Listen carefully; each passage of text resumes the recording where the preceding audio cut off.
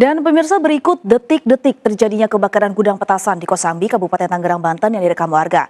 Dalam peristiwa ini, 47 pekerja dipastikan tewas. Kamis Wage, 26 Oktober 2017, pukul setengah 8 pagi di daerah Kosambi, Tangerang. Hari itu sebuah kawasan industri kecil di Jalan Selembaran masih tampak biasa-biasa saja. Warung kopi di depan pabrik mulai ramai.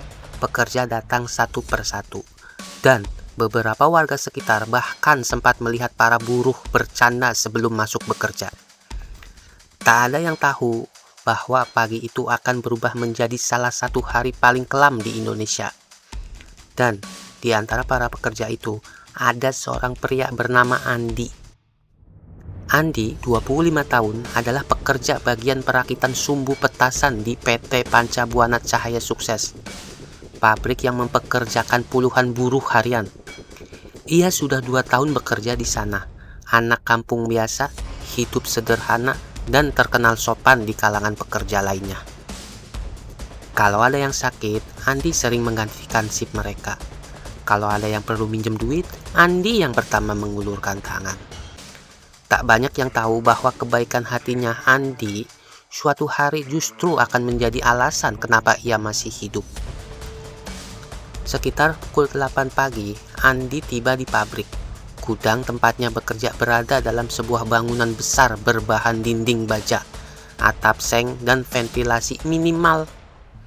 Udara di dalamnya panas, pengap, dan penuh debu bahan kimia. Saat itu Andi sempat berbicara sebentar dengan seorang teman perempuan yang menanyakan rencana lembur. Semuanya terdengar seperti rutinitas biasa. Tapi di bagian belakang gudang ada sesuatu yang tak biasa. Menurut keterangan beberapa pekerja, pihak manajemen memerintahkan perbaikan pintu belakang dan pemasangan rangka rak baru. Pintu itu sering macet, sementara stok barang belakang ini meningkat. Karena itu, 2 orang tukang las dipanggil ke lokasi. Yang fatal adalah lokasi pengelasan berada tepat di area bahan baku petasan. Bukan di luar, bukan di lapangan kosong, tapi di ruangan tempat sulfur, aluminium powder, potasium, kertas, dan ratusan kilogram bahan mudah terbakar ditumpuk tanpa perlindungan. Tukang las sendiri sebenarnya sudah bertanya, "Bang, ini aman dilas di sini?" Tapi mandor hanya menjawab, "Cepet kerjain, nanti bos datang malah marah." Perintah itu dijalankan tanpa ada pemindahan bahan, tanpa pemadam sumber api, tanpa SOP keselamatan apapun. Sekitar pukul setengah 9 pagi, ketika pengelasan mulai dilakukan, beberapa pekerja mulai mencium bau aneh, campuran kimia dan panas. Seorang pekerja sempat memperingatkan, "Bang, jangan dilas dekat situ, banyak debu bahan petasan." Namun terlambat. Percikan kecil logam panas melompat mengenai tumpukan kertas berisi bubuk petasan. Api kecil muncul, dan dalam 3 detik saja, api itu berubah menjadi ledakan. Boom! Pekerja terpental dari meja kerja, lampu padam, ruangan berubah menjadi kabut tebal hitam. Di tengah kekacauan itu, Andi jatuh tersungkur namun masih sadar. Saat ia bangun, matanya menyaksikan sesuatu yang tidak pernah ingin ia lihat.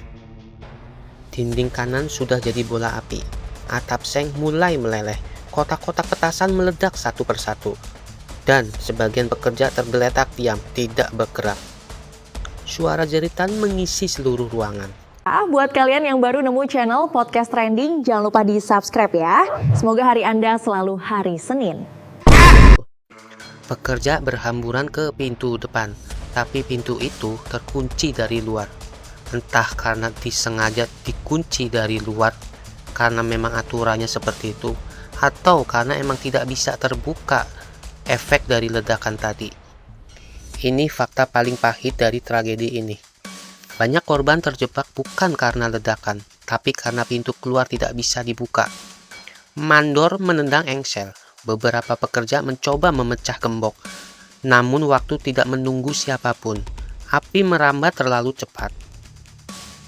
Saat mencoba mencari jalur lain, Andi melewati bagian lantai yang sudah dipenuhi tubuh. Beberapa temannya tidak sempat lari. Ada yang sudah gosong, ada yang terjatuh dengan luka terbuka akibat serpihan. Salah satu teman Andi, seorang perempuan muda yang tadi pagi sempat bercanda dengannya, terbaring tak bernyawa bersebelahan dengan meja kerja. Kenangan itu mengendap dalam hidup Andi sampai hari ini. Di tengah kepanikan, seorang pekerja senior berteriak, "Lewat jendela belakang, masih terbuka." Andi dan beberapa orang berusaha menuju titik itu. Tapi perjalanan ke jendela bukanlah perjalanan biasa. Itu adalah jalur neraka. Rak kayu sudah roboh dan terbakar. Gulungan kertas meledak seperti kembang api hidup. Pecahan kaca berterbangan seperti peluru kecil. Dan 2 mayat menutupi bagian jalur menuju jendela. Andi menahan tangis sambil merangkak. Kulit kakinya melepuh, rambut terbakar sebagian. Ketika mereka hampir sampai jendela, ledakan kedua terjadi. Boom! Atap runtuh sebagian, percikan api berhamburan. Sebuah meja besi terlempar dan menghantam Andi, melukai lengan kirinya cukup parah. Namun ia tetap memaksa maju, hanya jendela itu satu-satunya jalan hidup. Jendela itu sempit, kacanya pecah, dan besinya sangat panas. Andi memanjat sambil menahan jeritan sakit. Seorang pekerja dari luar menarik bajunya, dan pada pukul 9:10 Andi akhirnya jatuh ke tanah di luar bangunan. Sesaat setelah itu, ledakan terbesar mengguncang seluruh pabrik. Gedung runtuh, api memuncak ke udara, dan suara jeritan dari dalam langsung hilang. Andi hanya bisa menatap. Hampir semua teman yang bekerja bersamanya hari itu tidak keluar. Setelah api padam, orang-orang kampung datang berlari. Warung kecil di depan pabrik berubah menjadi tempat pertama penanganan korban. Air mineral, kain basah, dan perawatan seadanya. Ketika ambulan datang, tubuh Andi sudah mulai kaku karena syok. Lengan kirinya terbakar dalam, kakinya penuh luka bakar. Namun ia masih hidup. Dari 103 pekerja di shift saat itu, puluhan tidak pernah kembali. Ia hanya orang biasa yang kebetulan selamat dari kematian. Hingga hari ini, setiap kali suara petasan terdengar di malam tahun baru, Andi menutup telinganya. Tubuhnya bergetar, suaranya serak ketika mengingat nama-nama teman yang tidak pernah pulang.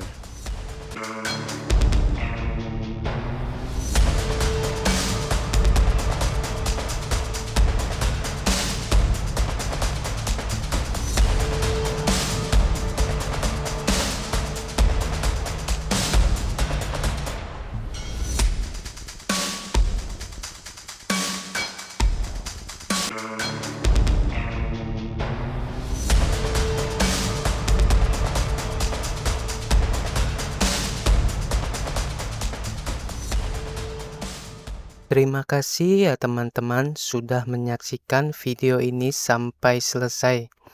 Jangan lupa di like, di share, dan di komen agar kita selalu semangat membuat video-video terbaru. Jangan lupa terus selalu menyaksikan video-video dari channel kami Podcast Trending. Saya doakan semoga hari Anda selalu hari Senin. Salam sehat selalu.